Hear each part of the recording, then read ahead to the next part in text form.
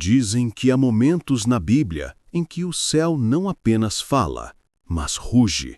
Momentos em que Deus não envia um anjo, uma visão ou um aviso. Ele envia fogo. Um fogo que não ilumina, expõe, não aquece, divide, não destrói, revela quem realmente governa sobre tudo. E há uma cena esquecida por muitos, temida por outros, em que uma tempestade de fogo desceu do céu para mostrar a cada olhar humano quem Deus é, quando ninguém mais acredita que Ele ainda está ali. E se eu te dissesse que essa tempestade mudou a fé de uma nação inteira em segundos? Prepare-se, porque depois de ouvir isso, você nunca mais vai ler a Bíblia do mesmo jeito.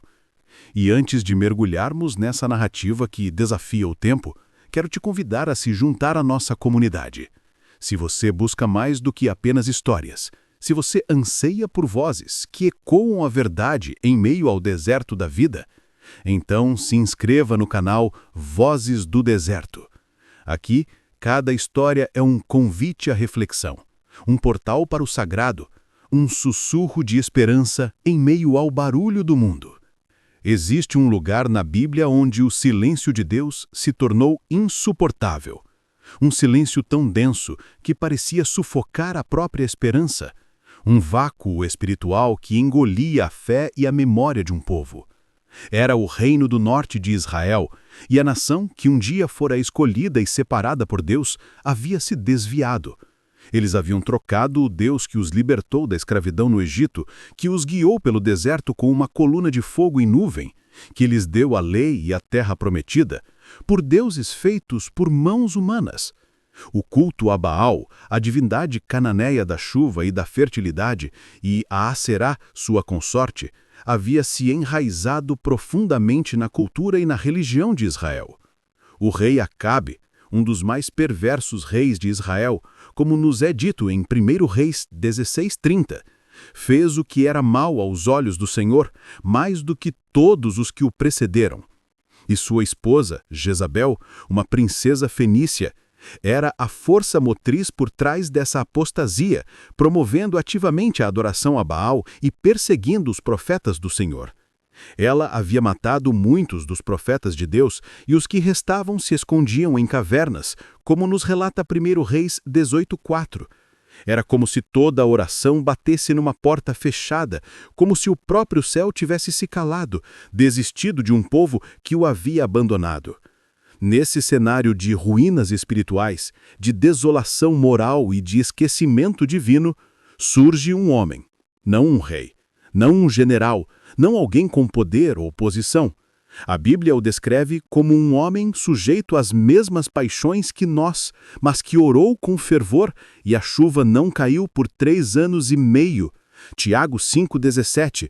Apenas um profeta cansado, faminto, desacreditado, um fugitivo da ira de Jezabel, mas ainda ardendo por dentro como uma brasa que se recusa a apagar, mantendo viva a chama da fé em um Deus que parecia ausente. Seu nome era Elias, o Tesbita, um nome que em hebraico significa "Meu Deus é Yahvé". E ele estava prestes a enfrentar o momento mais arriscado, mais solitário e mais definitivo da sua vida. Um confronto que decidiria o destino espiritual de uma nação. Durante 3 anos e meio, não choveu em Israel. A terra, que antes era fértil e abençoada, prometida como terra que mana leite e mel, Êxodo 3:8, transformou-se num deserto árido, rachado e sedento. O sol escaldante queimava a terra como uma sentença, um lembrete constante da desobediência do povo. Animais morriam de sede e fome, crianças choravam e as plantações se tornavam pó, varridas pelo vento seco. A promessa de Deus, registrada em Deuteronômio 11, 16-17, que advertia sobre a seca como consequência da idolatria e do abandono de seus mandamentos, estava se cumprindo de forma terrível e inegável. Guardai-vos, que o vosso coração não se engane, e vos desvieis, e sirvais a outros deuses, e vos inclineis a eles. para que a ira do Senhor se não acenda contra vós, e ele feche os céus, e não haja chuva, e a terra não dê a sua novidade, e cedo pereçam da boa terra que o Senhor vos dá. A seca não era apenas um fenômeno natural, era um juízo divino, um clamor silencioso de Deus para que seu povo se arrependesse, para que se lembrasse de quem era o verdadeiro provedor da vida. Mas a memória do povo era curta e a idolatria profunda. Ninguém acreditava que o milagre da chuva pudesse retornar, que a vida pudesse brotar novamente daquela terra ressequida. Afinal, quando o deserto invade a alma, quando a esperança se esvai e a fé se torna uma miragem, até o maior dos milagres parece pequeno demais, uma fantasia inatingível. E então, num único dia, diante de uma multidão incrédula, cética e desesperançada, o impossível aconteceu. Imagine a cena. O Monte Carmelo, uma montanha antiga, majestosa, mas agora cercada por vales secos e colinas rachadas pela estiagem, um palco natural para um confronto épico.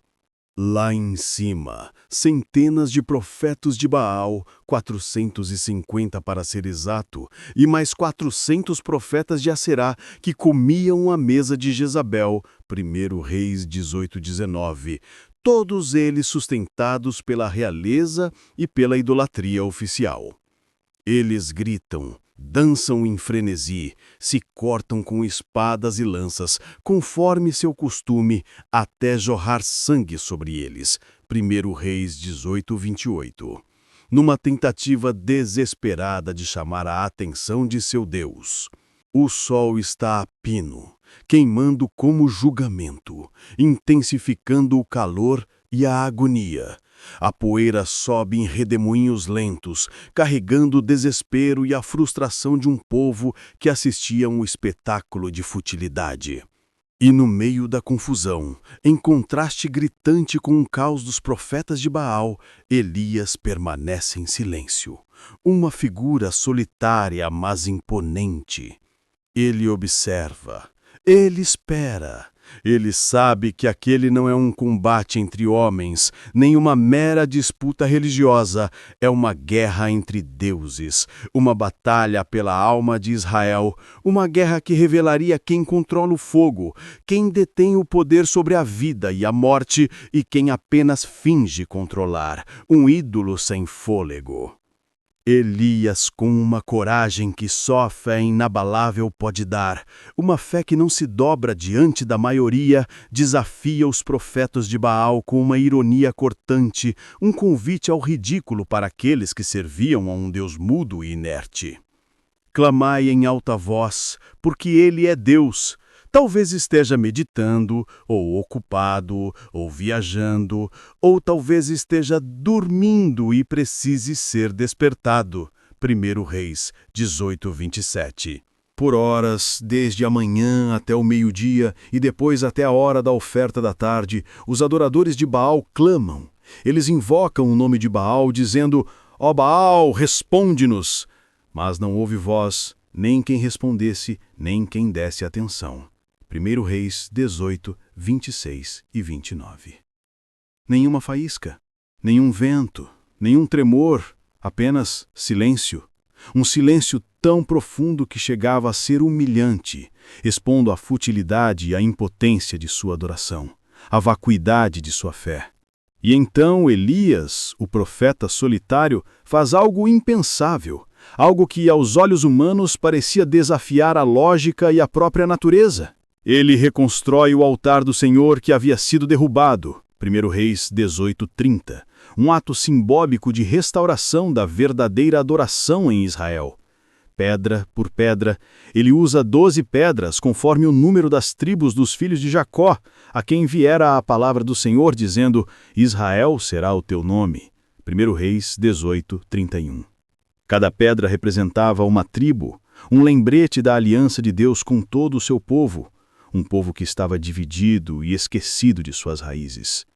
Com mãos trêmulas, mas com olhos ardendo de fé e de lágrimas, de uma paixão inextinguível por Deus, ele cava um sulco ao redor do altar, grande o suficiente para conter uma quantidade considerável de água. Ele ordena que derramem água sobre o sacrifício. Água, em plena seca. A maior riqueza daquele momento, um bem mais precioso que ouro, um recurso escasso e vital. 3 vezes ele pede que derramem 4 cântaros de água sobre o holocausto e sobre a lenha. 1 Reis 18, 34. Tanta água que escorre e enche o sulco ao redor das pedras, encharcando completamente o sacrifício e a lenha. Uma atitude que humanamente parecia loucura, um desperdício absurdo, mas que servia para eliminar qualquer dúvida sobre a origem do fogo que viria. Não haveria truque, não haveria engano, o milagre seria inquestionável. E quando todos pensam que Elias enlouqueceu, que sua fé o cegou para a realidade, ele ergue a voz e ora. Não dança, não grita, não corta o próprio corpo, apenas ora. Uma oração simples, direta, mas carregada de uma fé que movia montanhas, uma confiança inabalável no Deus vivo. Ele clama: ó Senhor, Deus de Abraão, de Isaque e de Israel, manifeste-te hoje que tu és Deus em Israel e que eu sou teu servo e que segundo a tua palavra fiz todas estas coisas. Responde-me, Senhor, responde-me, para que este povo saiba que tu, Senhor, és Deus e que tu fizeste voltar o coração deles para ti. 1 Reis 18, 36 e 37. Sua oração não era para sua própria glória, mas para a glória de Deus e para a restauração de seu povo. E então o céu se rompe, não como um trovão distante, não como um relâmpago fugaz, mas como algo vivo, um fogo que desce em queda livre, com uma intensidade e um propósito que transcendiam qualquer fenômeno natural. Era como se o próprio céu estivesse rasgando, liberando uma força primordial, um fogo que não nasce na terra, mas cai do céu como um decreto, uma manifestação inegável da soberania divina. A tempestade de fogo engole o holocausto, a lenha, as pedras e o pó, e ainda lambeu a água que estava no rego. 1 Reis 18, 34. Tanta água que evapora instantaneamente, as pedras derretem diante dos olhos da multidão atônita. E o impossível acontece. Aquele fogo não destrói apenas o sacrifício, ele destrói a dúvida que corroía a alma de Israel. Ele destrói a idolatria que havia cegado o povo. Ele destrói a mentira que reinou por anos, a ilusão de que Baal tinha poder. E naquele segundo, todo mundo entende. Deus não estava em silêncio. Ele estava esperando o momento certo para falar de forma que ninguém pudesse ignorar, para se revelar de uma maneira que quebraria a resistência e restauraria a verdade. Ao verem isso, todo o povo caiu com o rosto em terra e exclamou em um só som, com uma voz que ecoava a verdade recém-descoberta: O Senhor é Deus! O Senhor é Deus! Aquele momento foi um divisor de águas, um ponto de virada na história espiritual de Israel. O que poucas pessoas percebem é que aquela tempestade de fogo não era apenas um milagre espetacular, era um retorno de Deus a um povo que o havia abandonado, que havia se esquecido de sua aliança, um retorno de esperança a corações que já estavam mortos por dentro, endurecidos pela idolatria e pelo desespero, um retorno de identidade a uma nação que havia esquecido quem era, que havia perdido seu propósito e sua conexão com o Deus vivo.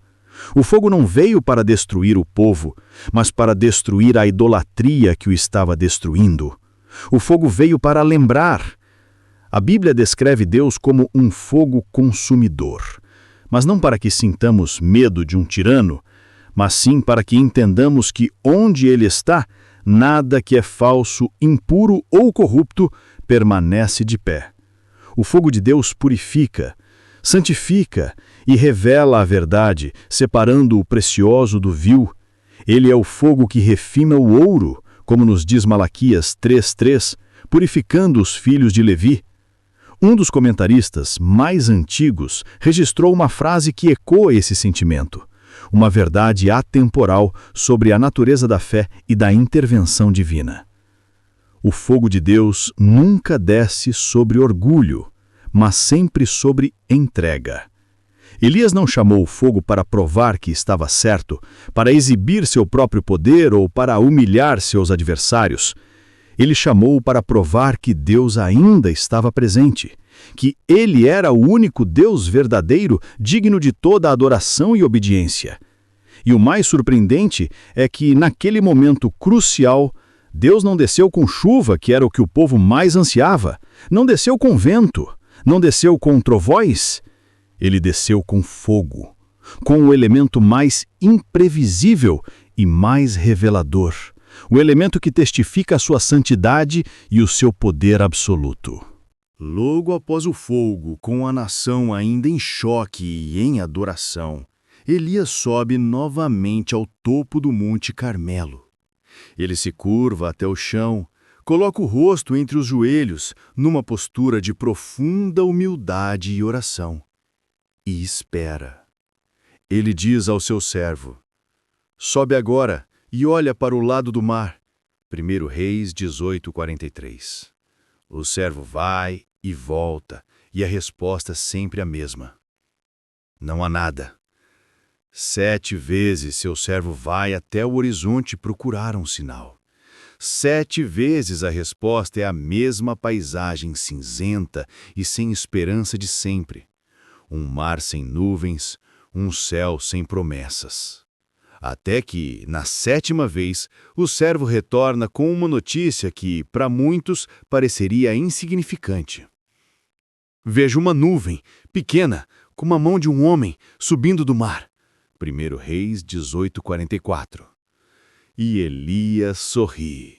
Um sorriso de fé, de reconhecimento, de quem sabe que a promessa de Deus é infalível. Porque aquela nuvem, pequena e aparentemente insignificante, era mais poderosa do que a tempestade de fogo. Era o sinal de que Deus não apenas julgou e se revelou, mas restaurou. Era a confirmação de que a aliança estava sendo renovada, que a vida voltaria à terra. Elias imediatamente instrui o servo a ir dizer a Acabe: aparelhe o teu carro e desce, para que a chuva não te detenha. O vento começou a soprar, trazendo consigo o cheiro inconfundível de chuva. Um aroma que Israel não sentia há anos. A primeira gota caiu na terra seca e fez um som que era música para os ouvidos de um povo sedento.